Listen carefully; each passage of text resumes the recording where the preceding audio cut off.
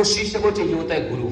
आप लोग चाहते होंगे योग मुझे ऐसा गुरु मिल जाए कि मेरे जीवन का क्या कर दे, कल्याण कर दे। जैसे विवेकानंद को मिला, जैसे रामकृष्ण परमहंस से मिल गए, शिवाजी को मिला, समर्थ रामदास मिल गए, बड़े बड़े संत महात्मा मिले, जीवन धन्य बन गए। हमें भी लगता है कि ऐसा कोई व्यक्ति मार्गदर्शक मिल जाए कि जीवन क्या है मेरा बदल जाए। साथियों, ऐसे ही आप जैसे जिज्ञासा वृत्ति आए तो योग तो जहां नाम आए तो हरिद्वार, हरिद्वार के बाद ऋषिकेश। लोगों से पूछा, उन्हें सोचा, किसी ने कहा कि योग बिना गुरु के मार्गदर्शन से नहीं सीखना चाहिए। आप लोगों को पता है ना, योग्य गुरु के मार्गदर्शन से ही योग कार्य सीखना चाहिए। आप, मैं भी बता रहा हूं, आज भी सुन लीजिए, कल निकल मत जाना उधर ढूंढने के लिए, ध्यान रखना। लेकिन पहले सुन लो मैं क्या बता रहा हूं। गुरु चाहिए, बिना कहा गुरु बिना ज्ञान नहीं रे, गुरु बिना ज्ञान होता ही नहीं है। तो एक युवा जिज्ञासा वृत्ति थी उसके अंदर, उन्होंने कहा मुझे गुरु चाहिए, तो मुझे गुरु मिलना चाहिए। उन्होंने लोगों से पूछा मेरा गुरु कहाँ है, इनसे पूछा, उनसे पूछा, कई लोग से पूछा, मेरे गुरु कहाँ है, बता पाएंगे? सभी की बात पूछते पूछते गए। वैसे कहते हैं हर एक व्यक्ति के जीवन में एक गुरु आते हैं, उसे गुरुता, उनके गुरु तत्व होते हैं, और प्रत्येक के लिए गुरु निर्धारित है। वो अपने गुरु ढूंढने लगे, बड़े बड़े महात्माओं के पास मठ मंदिर में गए, उन्हें कहा अच्छा बताओ मेरा गुरु कौन है।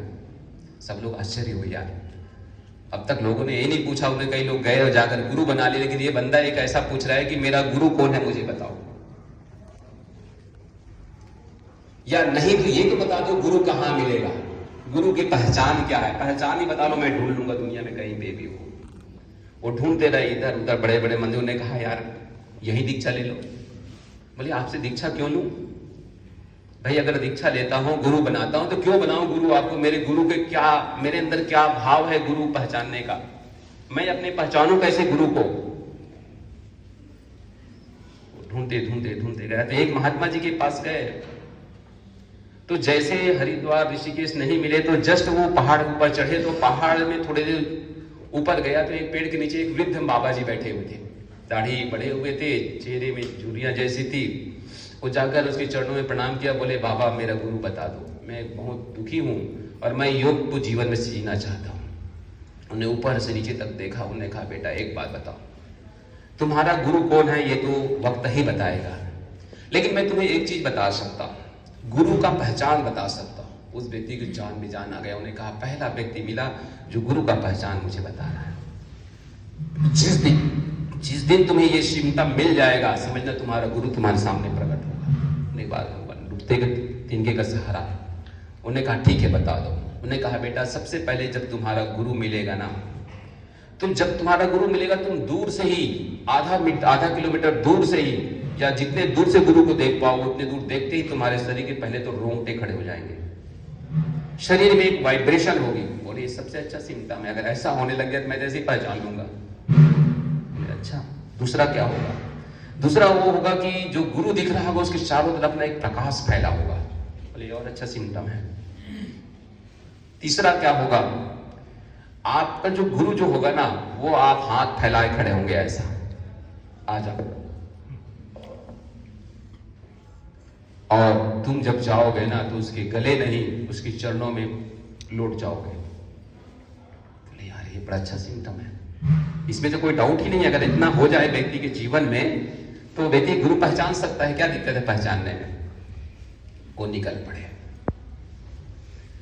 पड़े हिमालय की कंदराओं पे, आगे चलते गए ढूंढते रहे। अब पूछा किसी से नहीं है। अब उन्हें कहा वो बात बता दी। उन्हें कहा ये सिम्टम तो कहीं मिल जाए तो गुरु बना लूंगा।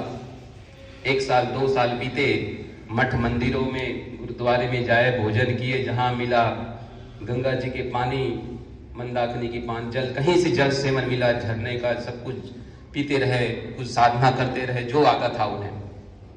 3 साल 4 साल 5 साल 6 साल 7 साल बीत गए, कहीं पे भी ये सिम्टम तनिक भी नहीं दिखाई पड़ा उसको।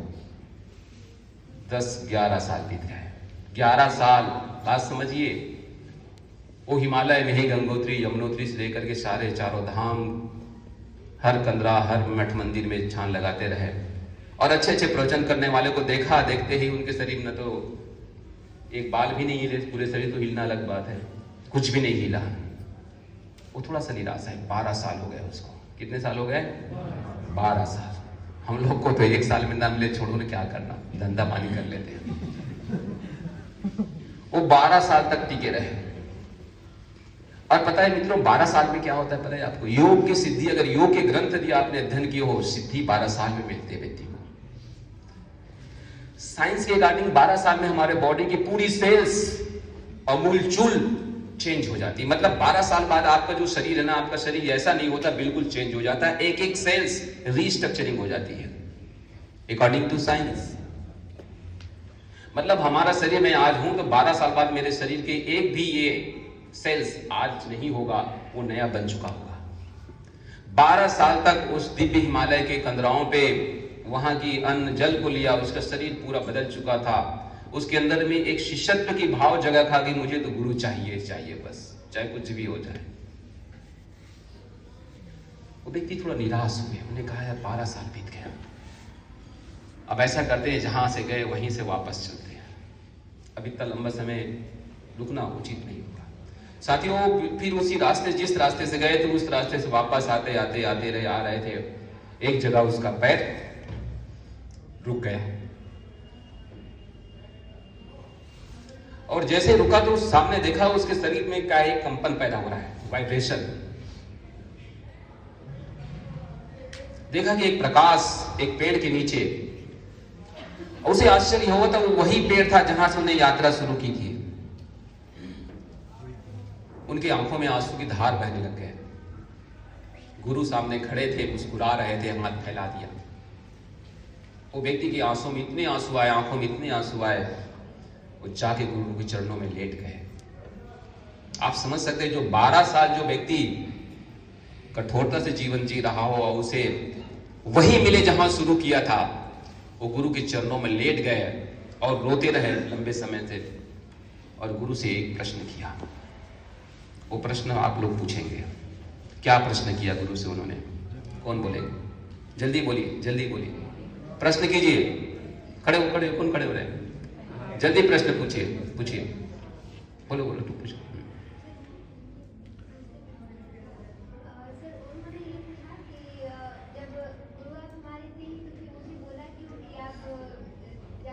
ये यही थी, ताली बजाओ इसके लिए।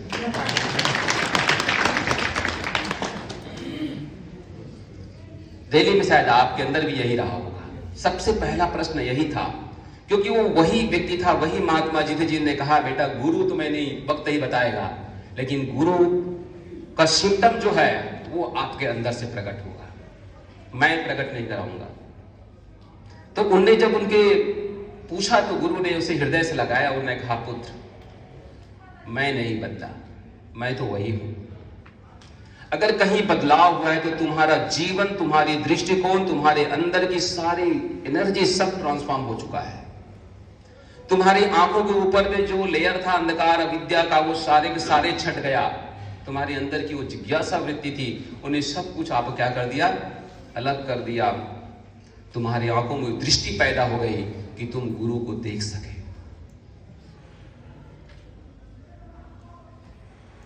गुरु को पहचानना ये शिष्य का एक बड़ा जिज्ञासा वृत्ति जिसे कहते हैं, उसके अंदर की जो दृष्टिकोण है उसके द्वारा गुरु को पहचाना जा सकता है। तो गुरु मिलना जीवन में बड़ा दुर्लभ होता है, लेकिन गुरु को पहचानना पड़ता है।